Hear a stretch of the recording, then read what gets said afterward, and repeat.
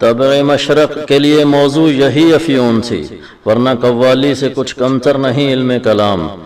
अल्लामा इकबाल की शोहरा आफाक नज़म इबलीस की मजलिस शूरा का ये 11वां शेर है और इसमें पहला मशीर एक बड़े अहम इस्लामी अकीदे की तरफ इशारा कर रहे हैं। वो क्या है? इल्म कलाम, यानी वो इल्म जिसमें अकल की कसौटी पर अकायद को और इस्लामी अहकाम को परखा जाता है। कुरून वस्ता में भी यह फ़लसफ़ा एक फितना के तौर पर इस्लामी दुनिया में ज़हूर पजीर हुआ, जिससे इस्लाम का फ़ायदा तो न हुआ अलबत्ता नुकसान ज़रूर हुआ और ऐसी गैर ज़रूरी बहसें और मुकालमे शुरू हो गए कि जिनका एक आम इंसान की अमली ज़िंदगी से कोई ताल्लुक नहीं था और तमाम तर तवानाइयाँ अपने नुक्ता नज़र को साबित करने में सरफ होने लगी। मशीर इस शेर में कहता है कि जिस तरह इल्म कलाम ने आकर इस्लाम को किसी और बहस में उलझा दिया, इसी तरह आज के दौर में कव्वाली सुनकर मस्त होने को ही लोग इस्लाम समझते हैं और अमली ज़िंदगी में जद्दोजहद करने वाला जज्बा ख़त्म होता जा रहा है और यही तो हमारी कामयाबी है।